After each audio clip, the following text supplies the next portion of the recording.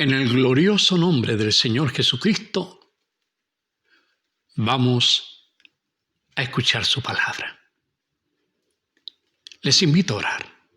Amado Padre, te ruego, Señor, que tomes cautiva nuestra mente para no distraernos, para escudriñar tu palabra y sacar de ella la enseñanza que tú tienes para nosotros. Señor, somos duros para escuchar. A veces nos cuesta entender y muchas veces escuchamos y entendemos y no somos buenos para obedecer. Padre, en estos días estamos comparando la iglesia actual de este siglo XXI, tan confuso. Creemos, Señor, que estamos en los últimos tiempos.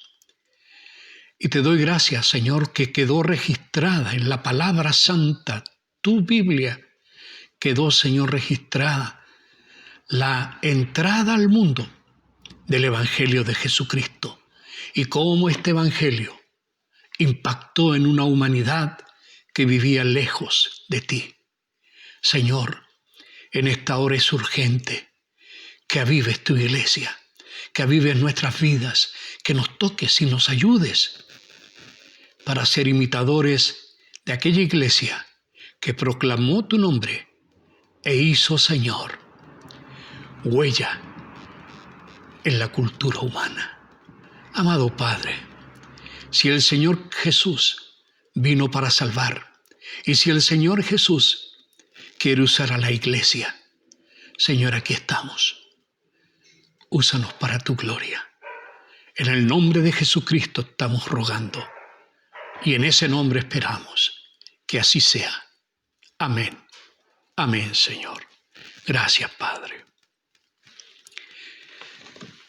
Hemos estado conversando, compartiendo acerca de esta primera iglesia, la iglesia primitiva, la iglesia del libro de los Hechos. Esta iglesia tan especial que, como decíamos en la oración, dejó huella en toda la humanidad. De hecho, dividió la historia del hombre, aunque algunos ya no lo quieran reconocer, dividió la historia del hombre en antes de Cristo y después de Cristo. Ese es el impacto que el Evangelio causó en el mundo. En el día de hoy, algo está pasando. Llegan a decir algunos historiadores que el mensaje de Cristo fue tan increíblemente, fuertemente predicado que en menos de 50 años la casi totalidad del Imperio Romano había escuchado el mensaje del Evangelio. Quiero pedirles que me acompañen en una lectura bíblica basada en el libro de los Hechos, capítulo 1, el comienzo de la historia. En este libro de Hechos comienza la historia de la iglesia. La iglesia no nace cuando nace Jesús. La iglesia nace cuando Jesús envía a su Espíritu a morar en el corazón de aquellos que creen en Él. Por eso la iglesia es Cristo en nosotros. Nosotros estamos en Él y Él está en nosotros. Él es la cabeza, nosotros somos su cuerpo. Él es el esposo, nosotros somos la esposa. Esas son las figuras que la palabra del Señor nos ha permitido entender por medio de su propio relato. Y así dice la palabra de Dios en Hechos capítulo 1, versículo 6. Vamos a leer hasta el 11 solamente en esta oportunidad. Dice la palabra: entonces los que se habían reunido le preguntaron diciendo: Señor, ¿restaurarás el reino a Israel en este tiempo? Él les dijo: no os toca a vosotros saber los tiempos o las sazones que el Padre puso en su sola potestad, pero recibiréis poder cuando haya venido sobre vosotros el Espíritu Santo, y me seréis testigos en Jerusalén, en toda Judea, en Samaria y hasta lo último de la tierra. Y habiendo dicho estas cosas, viéndolo ellos, fue alzado y le recibió una nube que lo ocultó de sus ojos. Y estando ellos con los ojos puestos en el cielo, entre tanto que él se iba, he aquí, se pusieron junto a ellos 2 varones con vestiduras blancas, los cuales también les dijeron: varones Galileos, ¿por qué estáis mirando al cielo? Este mismo Jesús que ha sido tomado de vosotros al cielo, así vendrá como le habéis visto ir al cielo. Estas son las últimas palabras, la última recomendación de Jesús a su iglesia. Un poquito antes, en el versículo anterior, estaba diciendo que tenían que quedarse en Jerusalén hasta que viniese la promesa que él había hecho, el Espíritu Santo. Y es interesante que eso va a marcar un ciclo, y ese ciclo es extraordinariamente importante. ¿Sabe qué? Cuando Cristo nació, el mundo no cambió. Cuando Cristo muere en la cruz, lamentablemente el mundo no cambió. Cuando Él se levanta de los muertos, lamentablemente no cambió el mundo. Pero cuando Cristo en su espíritu, después de ascender a los cielos, envió a su espíritu a morar en nosotros, estos hombres, como usted y como yo, sacudieron al mundo con un mensaje que cambió el corazón de los hombres, que cambió la sociedad de los hombres y que llegó a cambiar la cultura de los hombres. Lamentablemente en el día de hoy las cosas son tan diferentes. Por eso nos hemos propuesto en esta serie de mensajes, este es el segundo. En el primer mensaje hablamos de esta iglesia que nacía y cómo su leitmotiv, lo que los impulsaba a actuar era el amor que sentían hacia Dios y hacia el prójimo, el amor que Cristo hizo nacer por su Espíritu en sus corazones.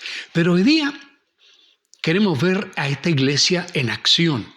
En el fondo, eso es lo que significa el libro de Hechos, acciones de los apóstoles.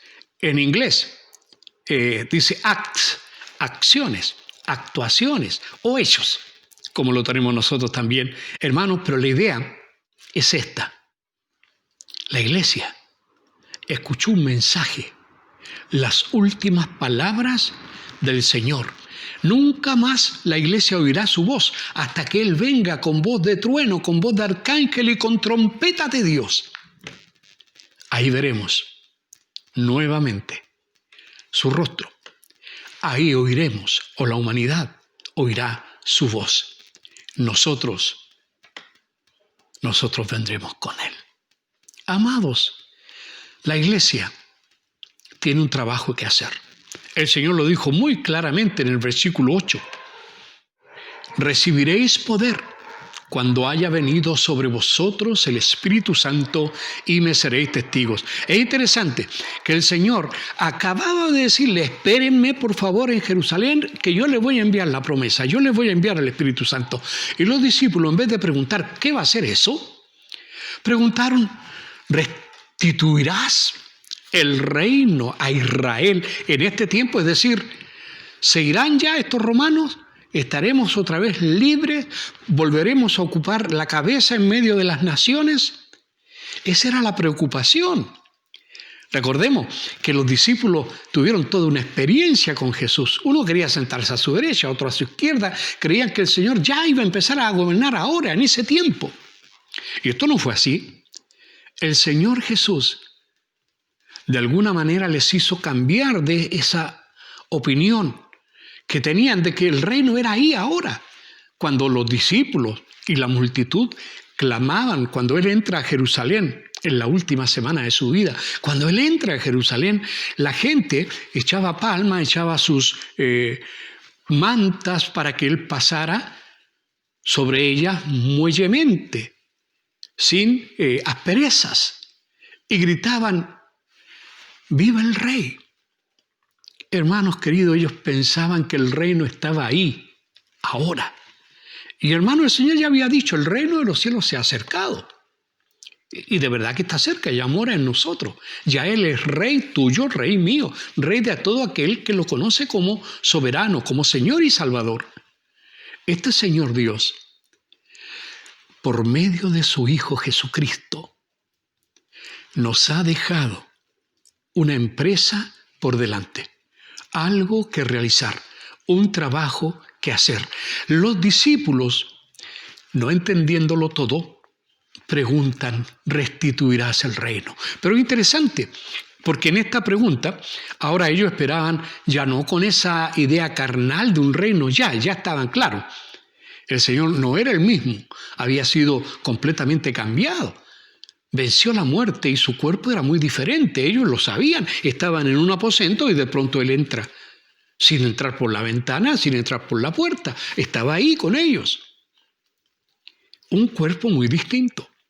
Ellos sabían entonces que el reino es distinto. Ahora empezaban a entender por qué el Señor decía el reino de los cielos y por qué decía que mi reino no es de este mundo. Recién estaban aprendiéndolo. Ahora bien, cuando ellos ven que el Señor está como despidiéndose, está diciendo que se va y que va a enviar el Espíritu, ellos preguntan: bueno, ¿y el reino? Hasta el día de hoy los judíos se preguntan: ¿y el rey cuándo viene? Bueno, ya vendrá. Y no es otro, es el mismo que ellos ya desecharon. Pero el Señor con misericordia vendrá otra vez por su pueblo, con su iglesia, a salvar ahora a Israel y a la humanidad de una destrucción total. Ellos esperaban ahora otra forma de restauración de Israel. Interesante que Jesús no les contradice: no, pues falta mucho tiempo. No les contradice, no los reta, no los amonesta, no dice nada. Simplemente les dijo: no os toca a vosotros saber los tiempos o las sazones que el Padre puso en su sola potestad. ¿Lo sabía Él? Claro que lo sabía, pero Él no tenía por qué decirlo. Recuerde que la iglesia no solamente es salvada por la fe en Cristo, sino que camina y anda en esa fe, creyéndole a Cristo, creyéndole a Dios. Ahora, el Señor está recordándole: otra vez saquen los ojos de ahí. No es eso lo que yo espero de ustedes ahora, que estén ahí anhelando el reino. Yo me alegro que sea así, pero vienen cosas más importantes. Ahora era el tiempo de la iglesia. Todavía no nacía la iglesia. Todavía todos los discípulos eran todos judíos. Y la iglesia nace en medio de los judíos. No solamente nuestro Salvador es judío. Todos los apóstoles eran judíos. La iglesia del primer siglo, casi en su totalidad al principio, eran todos judíos. Alguno va a decir: pero en la iglesia, ahí en el libro de Hechos, capítulo 7, aparecen mencionados también otras personas. No es en el capítulo 7, en el capítulo 6. Se nos menciona a unos que eran griegos y otros eran hebreos, pero está refiriéndose a judíos. Los griegos eran los judíos que ya habían salido de Jerusalén y de Palestina en general, de toda la región, y vivían afuera y hablaban en griego, hablaban también italiano, latín más bien, y hablaban también, obviamente, hebreo y arameo. Y hubo una discusión ahí porque la iglesia creció. Esa era la gracia de la iglesia, estaba creciendo, pero en forma increíble en esos momentos. Ahora bien, el Señor no les responde nada sobre el reino. No era el momento. Estaba hasta como fuera de lugar, estaban desenfocados. Entonces el Señor los aterriza y empezamos a ver las características de esta iglesia del primer siglo. Esta iglesia del primer siglo fue bendecida, primero, con la presencia misma de Dios, obviamente, pero eso no ha cambiado porque el Señor está con nosotros todos los días hasta el fin del mundo, así que eso lo tenemos en común. Hoy día y ayer, la iglesia sigue a Cristo. Eso no ha cambiado. Y si alguno deja a Cristo y va por otro camino, jamás fue de Cristo. Porque el que encontró la perla de gran precio no la va a cambiar por nada. Nunca. Así que si alguien dice que yo fui cristiano y ahora es budista o es musulmán o es lo que usted quiera que sea, realmente no conoció a Cristo, porque los que conocemos a Cristo no lo cambiamos por nada, porque ¿a quién iremos? No hay otro como Él, lo dijo el apóstol Pedro y lo dice usted y lo digo yo, no hay otro como Él. Él es el único que salva, es el único. Ahora, este Señor Jesús le dice a los discípulos, y me seréis testigos en Jerusalén. ¿Pero por qué les dice eso? Porque le está diciendo que así como están, no pueden ser testigos todavía. Les faltaba algo, y esto fue muy notorio en todo Jerusalén y en todo el mundo en un comienzo. Recibiréis poder cuando haya venido sobre vosotros el Espíritu Santo. Eso es el poder de la iglesia. Lo fue en ese tiempo y lo es en el día de hoy. La iglesia no crece por programas. La iglesia no crece por activismo religioso. La iglesia no crece porque el pastor es un muy buen administrador o los ancianos son muy visionarios. La iglesia crece, hermanos, por la gracia de Dios, por el poder del Espíritu Santo. La iglesia crece de la misma manera que creció en el primer siglo, y Dios espera que hoy día, a pesar de todo, la iglesia también crezca de esa manera. Fíjese que la iglesia no nacía todavía, pero ya tenía el encargo. En Hechos capítulo 1 todavía no nace la iglesia, en el capítulo 2 sí. ¿Qué es lo que pasó en este capítulo 1? Eran las recomendaciones del Cristo que asciende, eran las recomendaciones que unos ángeles le dieron también a los discípulos, como diciéndoles, ya pues. Varones galileos, ¿qué hacen mirando el cielo? ¿No le dieron un trabajo? ¿No le dijeron lo que tenían que hacer? Ahora era tiempo de orar, era tiempo de esperar, era tiempo de santificarse, era tiempo de aguardar la promesa de Cristo. Y Cristo no se demoró mucho. 10 días después que Él ascendió a los cielos, viene el Espíritu Santo. Sacude a Jerusalén entero. Todo el mundo se dio cuenta que algo extraño había pasado. Nació la iglesia de Cristo. Nació la iglesia que será eterna, porque su cabeza es eterna. Nació la iglesia y nosotros hoy día somos parte de este maravilloso nacimiento que perdura por los siglos hasta el día de hoy.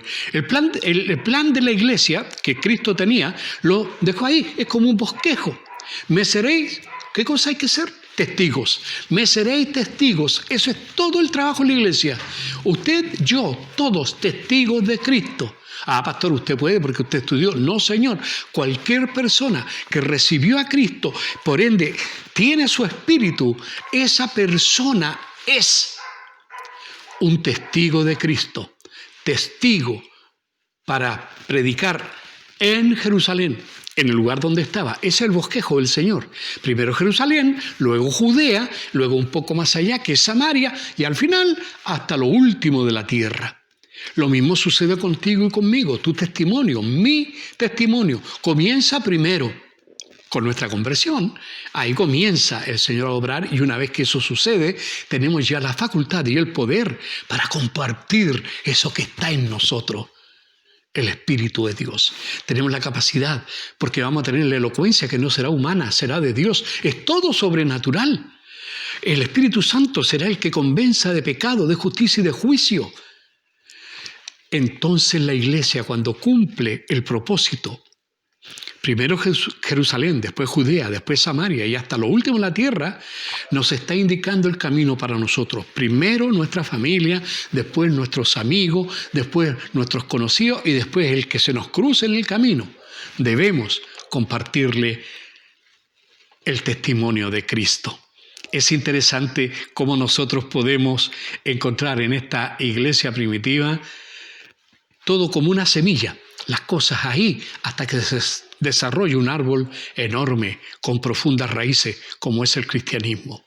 Esta iglesia no solamente es una iglesia bendecida con poder, también es bendecida con una misión clara. Ya estábamos abordando ese punto.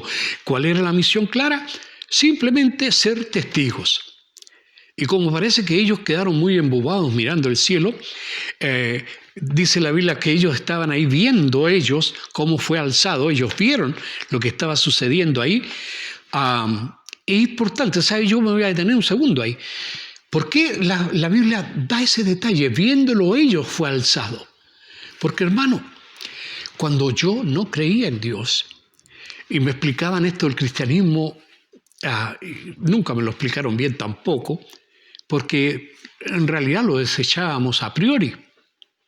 Sin embargo, es muy coherente el mensaje de Jesús. ¿Sabe que me dijeron en más de alguna ocasión, y yo mismo ya después repetía como logro lo que había leído en otros libros y que decían otras personas, yo repetía este concepto, que la Biblia, ¿quién puede creer en la Biblia? Que fue manipulada, que fue aquí, que fue allá. Y hermano, hasta el día de hoy hay mucha gente con una idea equivocada acerca de la Biblia. Creen que son inventos de hombres, creen que fue manipulada, creen que fueron puestas después que sucedieron los hechos, porque no quieren creer en las profecías. Creen que fue puesta después que se cumplió la historia para hacer creer que, hermano, o sea que están diciendo que la iglesia y que el mismo Señor Jesús es el mayor fraude de toda la historia humana. Pero hermanos queridos, no es ningún fraude. Cristo,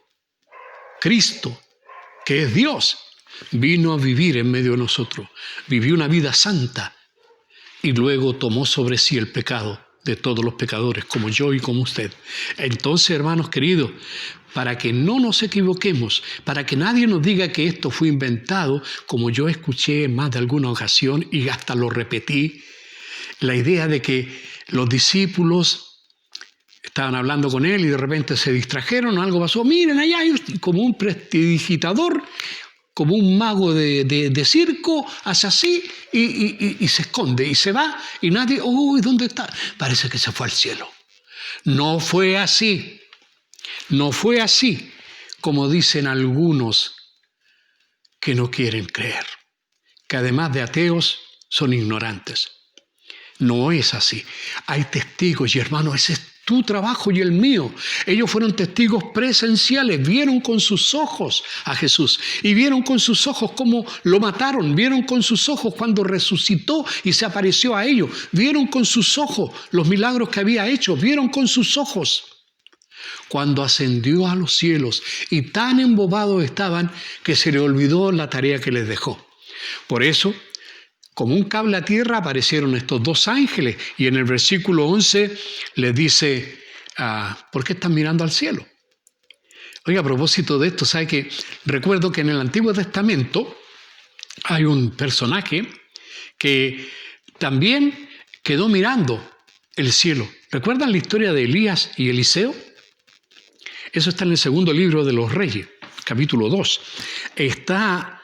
Eliseo le hace una petición. Elías le dice que ya se va a ir y Eliseo le dice, mira, si te vas, que me den una doble porción de tu espíritu. Y él dijo, estás pidiendo algo muy difícil. Eso no es tan fácil. Pero si ves el momento en que yo sea alzado, que yo me vaya, entonces eso sí será, eso vendrá. Es interesante, te ruego que una doble porción de tu espíritu sea sobre mí. Ese era el versículo 9. En el versículo 10 del capítulo 2 de Segundo de Reyes dice, lo que le dijo Elías, lo que dices, cosa difícil has pedido. Si me vieres cuando fuere quitado de ti, te será hecho. Mas si no, no. Y dice el versículo 11, y aconteció que yendo ellos y hablando, conversando, he aquí un carro de fuego con caballos de fuego, apartó a los dos y Elías subió al cielo en un torbellino. Viéndolo, Eliseo lo vio. Como resultado, vino al final a ese espíritu que él anhelaba para servir a Dios. La iglesia primitiva tuvo ese privilegio. Con toda razón, todos los apóstoles, incluyendo el apóstol Pablo, que no estuvo ahí, pero él tuvo un encuentro con el Cristo resucitado cuando iba camino a Damasco, como un perseguidor de la iglesia. Así que todos los apóstoles son testigos del triunfo de Cristo sobre la muerte. Y ese es el mensaje Todo el mundo cree que todo es aquí y ahora. La humanidad pone toda su esperanza aquí y ahora y quieren ser aquí y ahora, quieren ser felices, ricos y tenerlo todo aquí y ahora. Y hermanos, las promesas para la iglesia son aquí, porque Él está con nosotros, porque Él nos da el pan nuestro de cada día, porque Él es nuestra dulce y todopoderosa compañía. Las promesas de Él son para nosotros aquí también. Está con nosotros todos los días. Pero también, hermanos, las grandes promesas son eternas. Por los siglos de los siglos. Usted puede aburrirse sumando años. En la eternidad no importan. Ese es tu destino, es mi destino, no es este.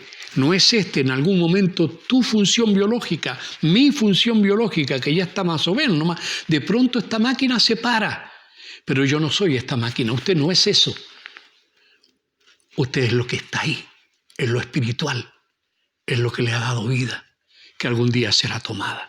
Bendito sea el Señor. Y Él triunfó sobre la muerte, triunfó.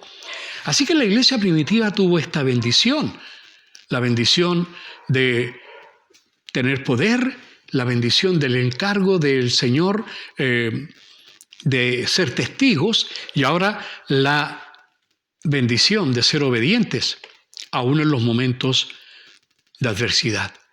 Porque eso es lo que la iglesia primitiva realmente tuvo.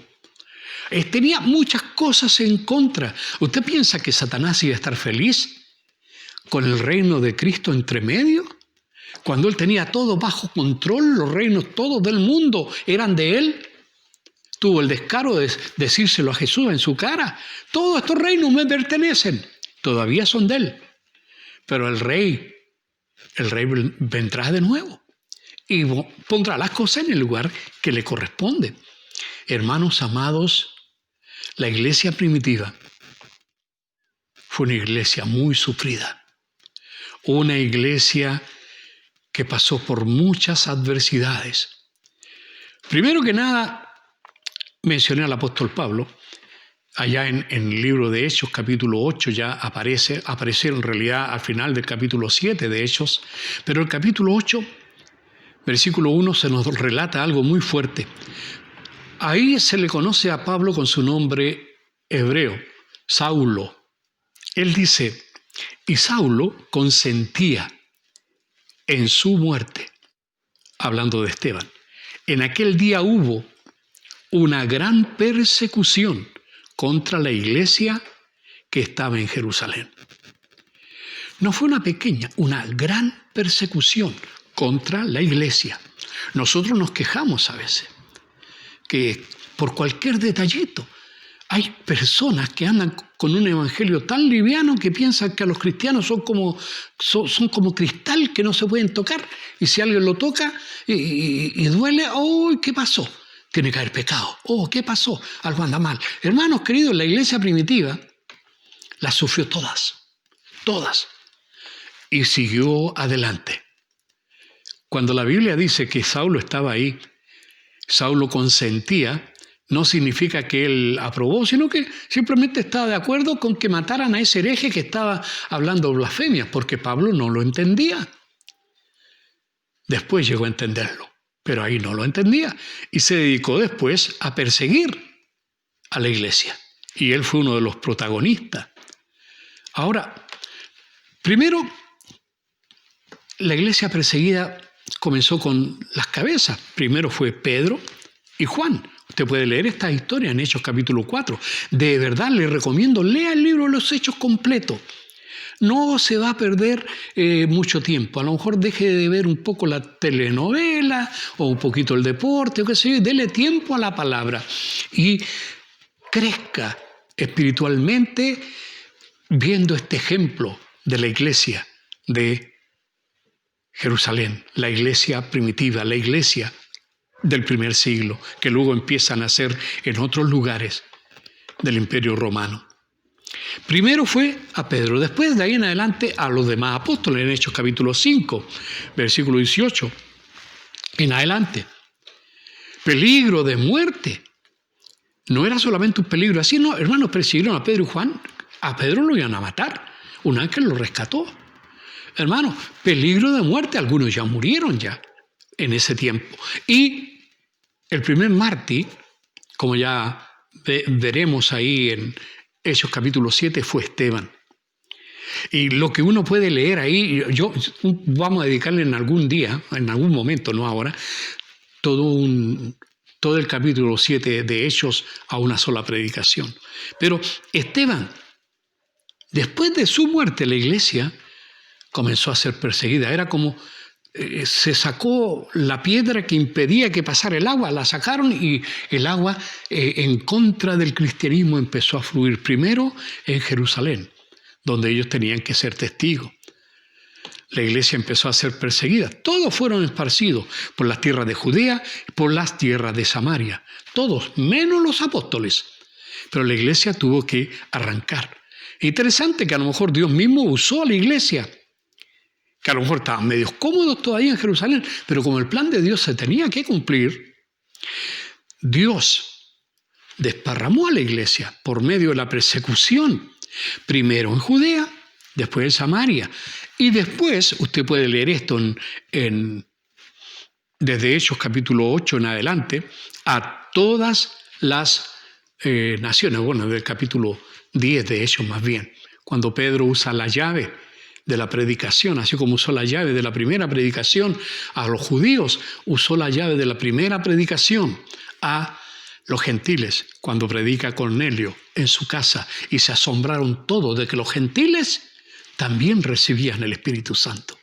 Hermanos queridos, esas son las llaves de Pedro, no son un símbolo, hermano, fueron una cosa real, era una lección objetiva que Dios le dio.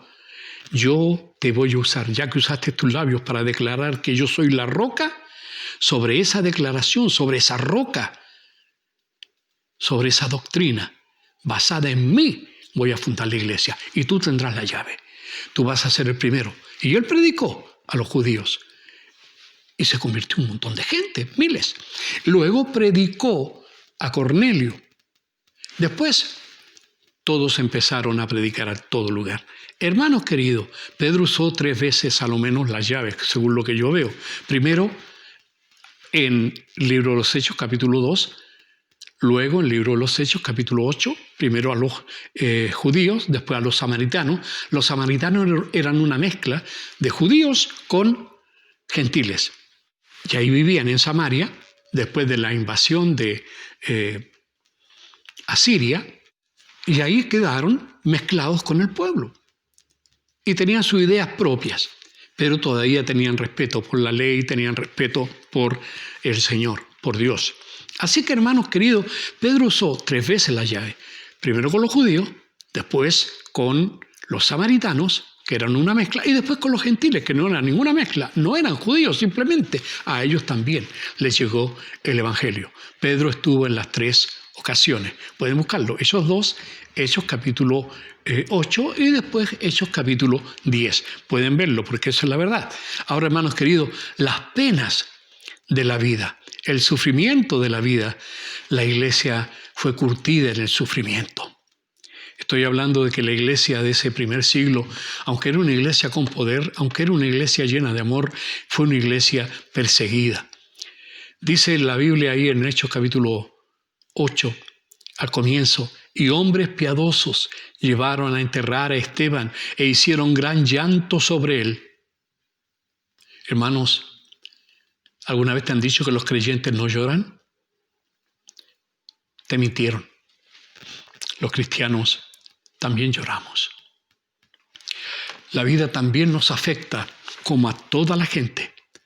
Sufrimos el duelo, la partida de alguien, sentimos la frustración, sentimos las pérdidas, los accidentes, las enfermedades, las tribulaciones, nos afectan como a la demás gente. La diferencia es que el Señor está con nosotros. Esa es la más grande, la más tremenda de las diferencias. La Biblia dice que Saulo entonces asolaba la iglesia. Él era parte de esta persecución, ya que me fui a Hechos capítulo 8, versículo 3. Saulo asolaba la iglesia. Asolaba significa que hacía estragos ahí en medio de ellos.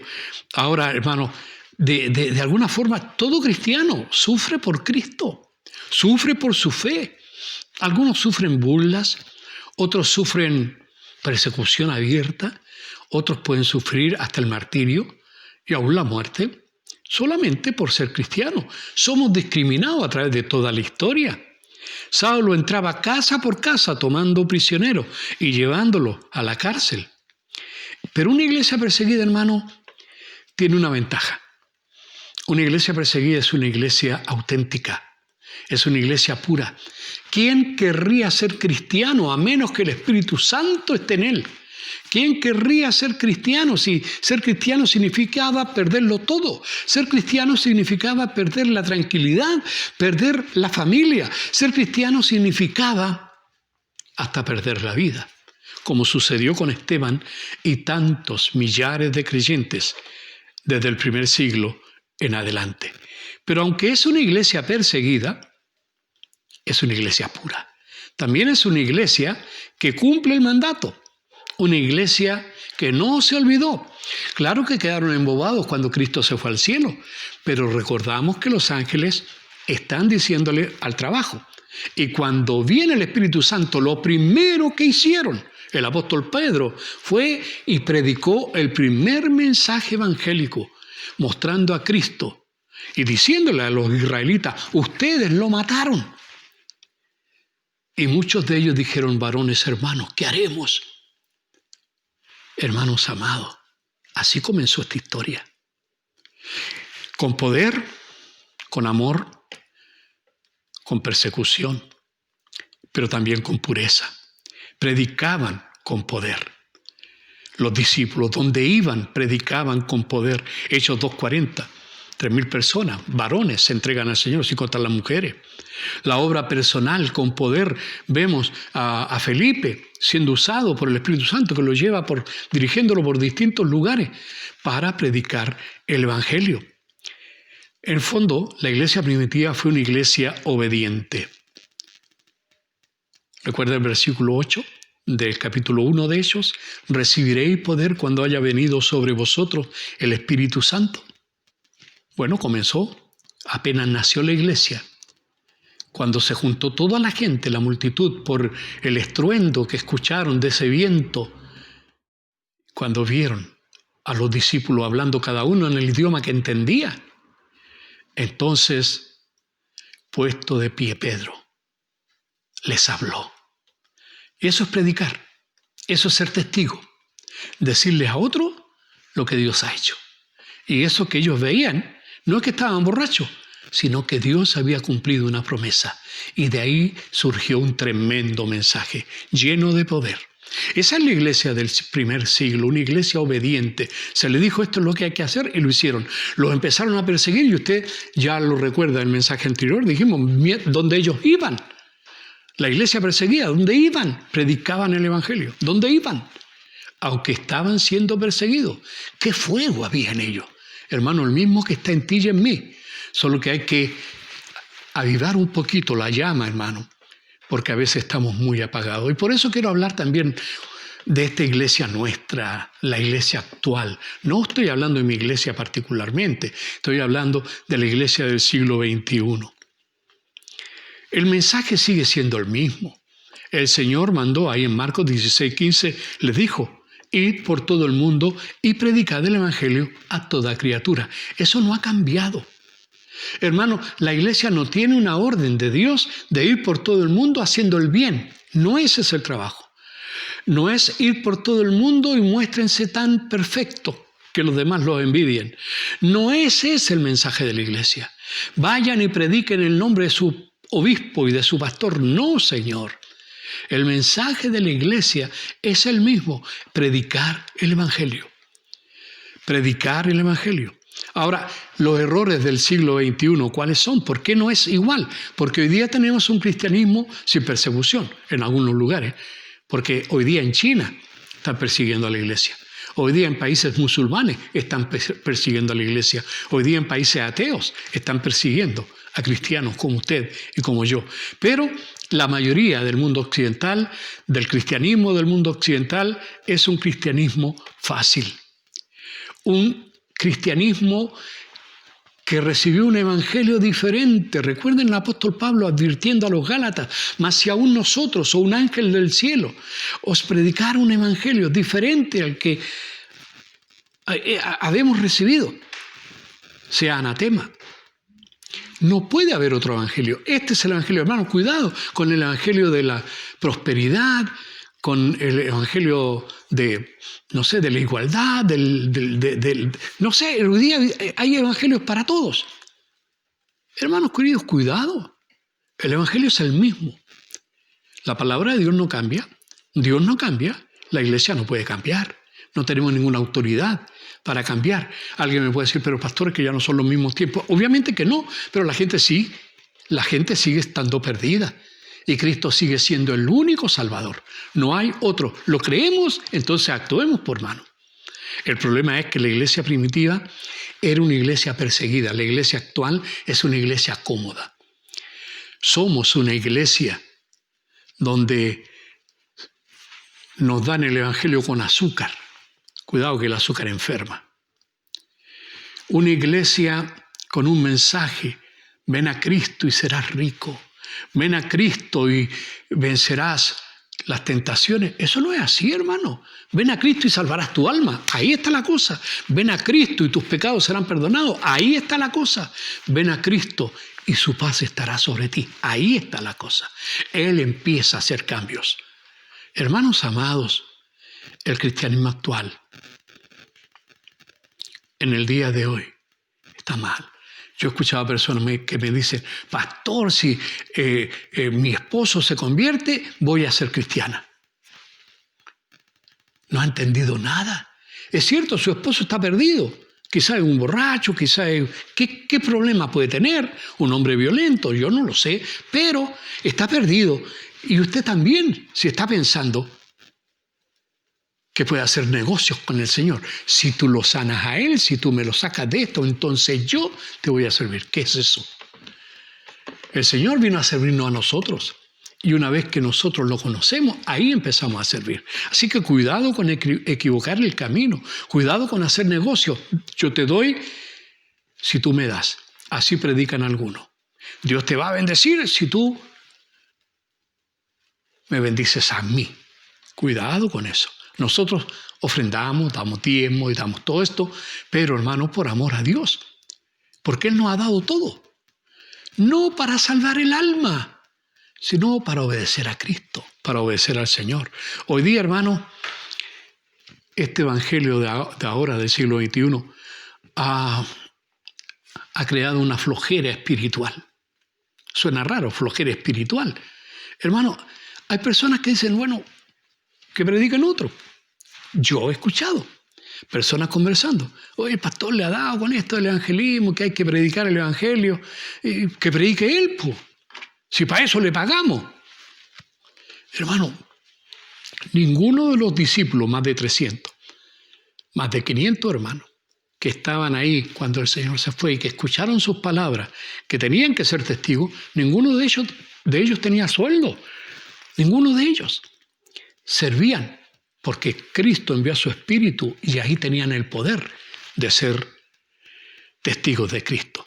Cuidado, que hablen otros, porque están más preparados, pastores, que yo no sé. Hermanos, no, basta esto, basta que Cristo esté en el corazón para que tú puedas predicarlo.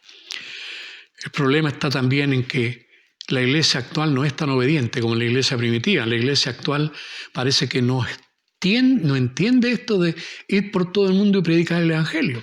Parece que no, ¿cómo le voy a hablar a esta persona que me cae mal? ¿Cómo le voy a hablar a ese de allá que es tan feo? ¿Cómo le voy a hablar a este otro que no, ese no me gustaría que fuera a la iglesia? No, hermano, cuidado. Toda criatura es toda criatura, rico, pobre, ancho o flaco. No importa. Con estudio o un analfabeto. Todos necesitan a Cristo. Todos en esta humanidad necesitan a Cristo. Hay algunos que hasta inventan algunas doctrinas.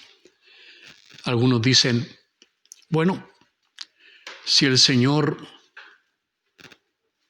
va a salvar a los que Él quiere, que los salve. Si yo predico o no predico, el Señor los va a salvar igual, porque el Señor los tiene predestinados. Cuidado con entender mal las cosas, hermano. Es verdad que Dios nos predestinó para salvación, pero ¿cómo descubrimos que somos salvos? Porque alguien nos predicó. Porque el oír viene por la palabra de Dios. La fe viene por el oír y el oír por la palabra de Dios. Ahora lo arreglé.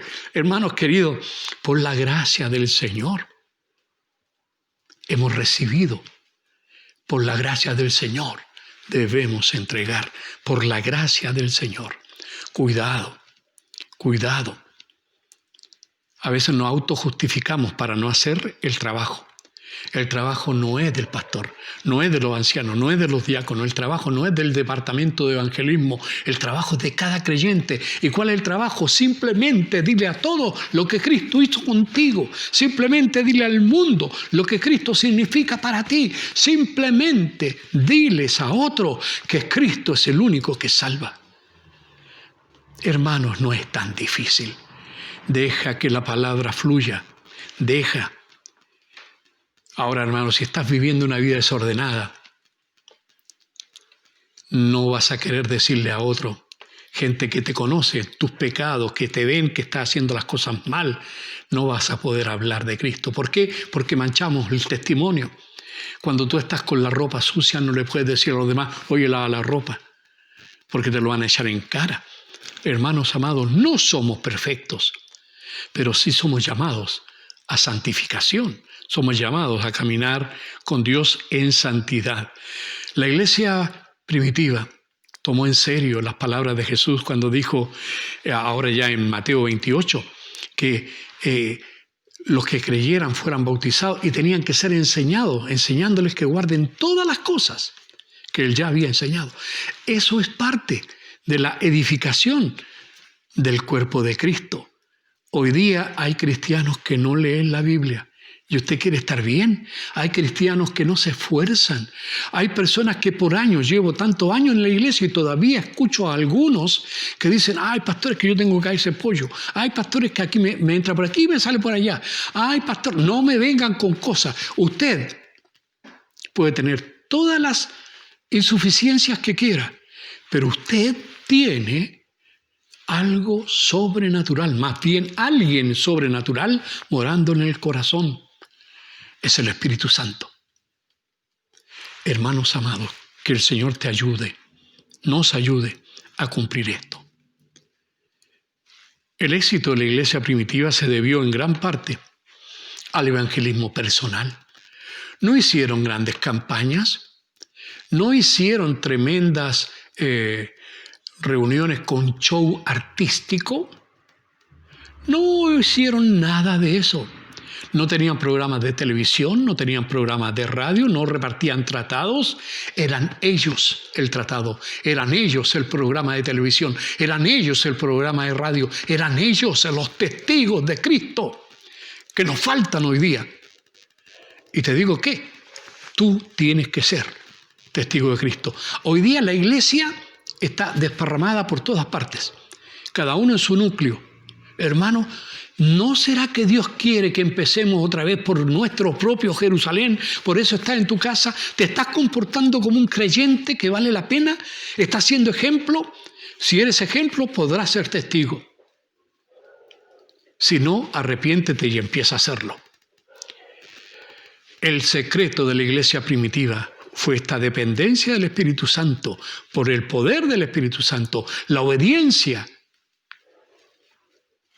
y su tarjeta, ellos mismos. Hermanos, no hay mayor y mejor predicador que la conducta nuestra. Que el Señor nos ayude. Quiero terminar con un versículo en Efesios 5, 18. Suena como extraño, pero ¿recuerda cómo comenzó la iglesia? Algunos pensaban que los creyentes cuando recibieron el Espíritu Santo, creían que estaban borrachos. Hermano querido, Efesios 5, 18, ¿qué dice?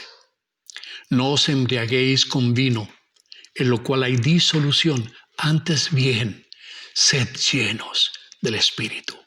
¿Cuál es la diferencia en la iglesia del primer siglo con la iglesia del siglo XXI? En el primer mensaje veíamos que fue el amor. Fue conocida como una iglesia de amor. Y ahora vemos que fue esta capacidad de ser testigos, evangelistas de Cristo. ¿Por qué no nos comprometemos a obedecer? ¿Hay sufrimiento? Sí, ellos lo sufrieron mucho. A lo mejor te van a cerrar alguna puerta, a lo mejor te van a gritar canuto o qué sé yo, que te puedan decir, que te puede ofender. Pero hermano, las almas valen la pena de sufrir. Que Dios ayude a su iglesia. Que Dios te ayude a entender este mensaje y a vivirlo en tu propia vida. Amado Padre, danos tú la capacidad de ser hacedores de tu palabra, no solo oidores. Danos tú el poder. Ya lo tenemos, pero avívalo en nosotros. Señor, tu Espíritu tome control de nuestras vidas. Aquí estamos, Señor, como iglesia, cada uno en su hogar. No estamos reunidos, Señor, como un cuerpo, pero estamos reunidos en el Espíritu, clamando a ti, pidiéndote que vuelva a tu iglesia la fuerza para predicar el Evangelio. Señor, que cada uno de mis hermanos se comprometa a ser testigo y que otra vez veamos que crece el número de los discípulos, que otra vez veamos que el Espíritu Santo añade a la iglesia a aquellos que debían ser salvos. Completa esto tú, Señor. Este mensaje no tiene fin hasta que sea realizado en nuestras vidas, que sea hecho por tu Espíritu en nosotros, no con las fuerzas de la carne, sino con tu Espíritu, Señor. Te lo ruego en el nombre de Jesucristo. Amén. Amén. Sean bendecidos, amados. Amén.